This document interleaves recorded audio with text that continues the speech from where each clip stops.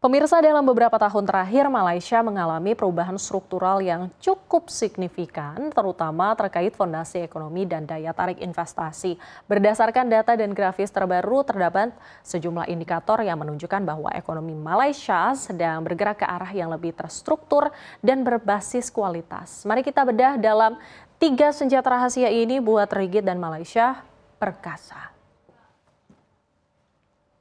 Oke, jadi sepanjang tahun 2025 totohan ini, ringgit Malaysia ini terus mengalami apresiasi kuat dan menjadi salah satu mata uang dengan kinerja terbaik di Asia.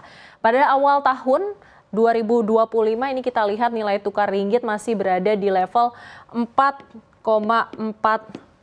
per dolar AS, namun seiring perjalanan 2025 ringgit ini terus menguat hingga mencapai 4,126 per dolar AS di akhir periode atau menguat sekitar 7,6% secara year to date.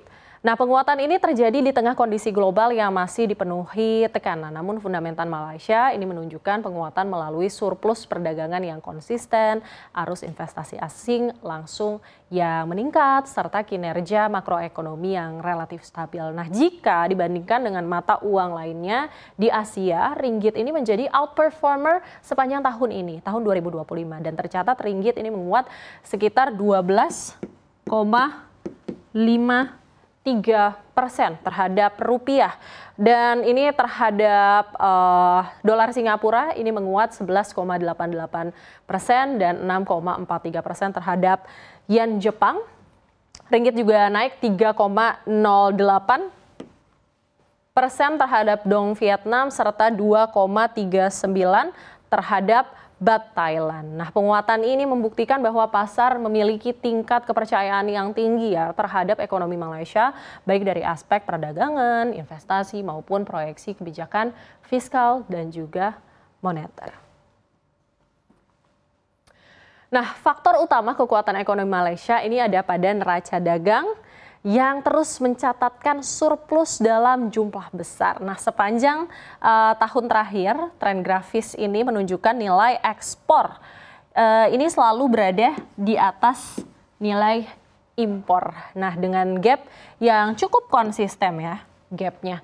Dengan asumsi kurs 4.000 per ringgit, gitu ya, 4.000 rupiah per ringgit, ekspor Malaysia ini bertahan di rentang 250 triliun rupiah hingga 580 triliun rupiah per bulan. Sementara impor ini ada di kisaran 210 triliun sampai 500 triliun rupiah, yang artinya ada memang selisih yang rata-rata itu mencapai 50 triliun hingga 120 triliun per bulan. Dan pada bulan September 2025, surplus ini menyentuh sekitar 79,6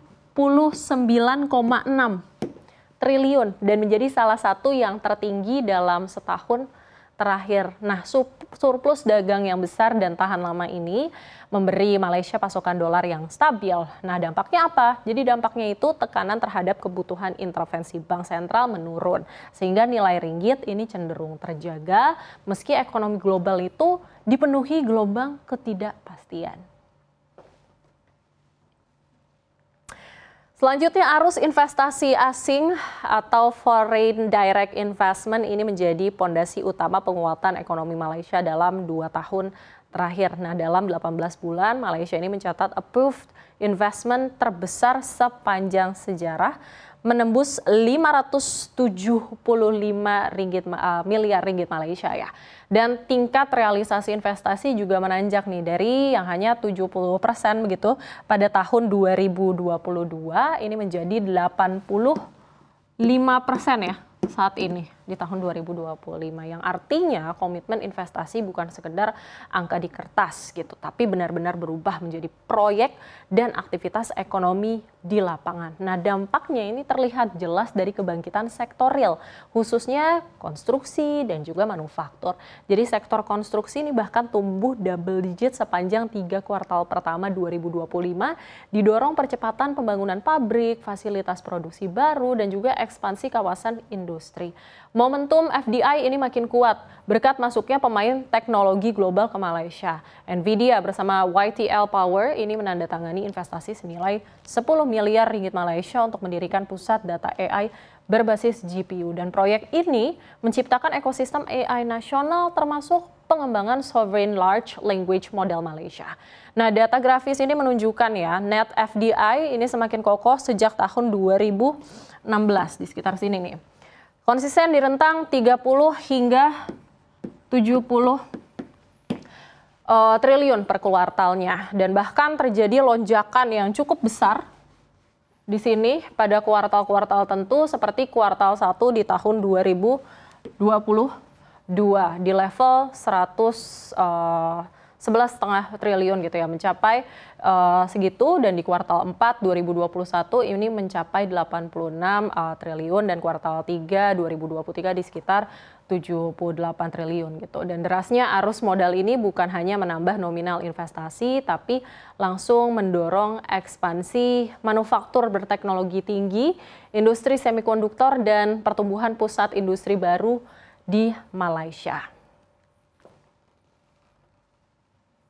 Nah, daya tarik terbesar Malaysia di mata investor global ini ada produktivitas tenaga kerja yang unggul dibandingkan negara-negara kawasan. Dari data Bank Dunia menunjukkan Malaysia itu menempati posisi teratas loh di Asia Tenggara. Bahkan dia itu posisinya ada di atas China. China ini nomor 2 ya. Nah, grafis ini menegaskan bahwa produktivitas Malaysia ini mampu mengalahkan Thailand, Mongolia, Filipina, bahkan negara kita Indonesia gitu yang terpisah selisih yang cukup nyata ya selisihnya ini. Dan artinya output per jam kerja ini lebih besar, efisiensi operasional ini lebih tinggi, dan daya saing tenaga kerjanya ini lebih terukur di Malaysia. Tingginya skor produktivitas ini juga menunjukkan penguatan kualitas SDM Malaysia, khususnya di sektor yang membutuhkan kompetensi teknis dan juga presisi. Jadi nggak mengherankan nih jika perusahaan global di industri semikonduktor, elektronik, selanjutnya ada perangkat medis, baterai hingga energi hijau ini memilih Malaysia sebagai basis produksi dan perluasan kapasitas pabrik baru. Dan secara khusus, industri semikonduktor ini sangat mengandalkan kecepatan produksi, stabilitas operasional, dan juga ketelitian teknikal. Dan SDM Malaysia ini telah mampu memenuhi 3 syarat penting ini ya, sehingga menempatkan Malaysia ini dalam posisi unggul, posisi 1 dalam perebutan investasi manufaktur berteknologi tinggi di Asia.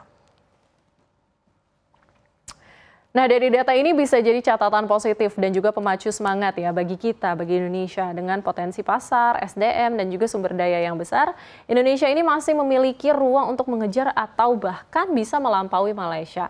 Kunci utamanya ini adalah eksekusi, konsistensi, dan juga transformasi berkelanjutan.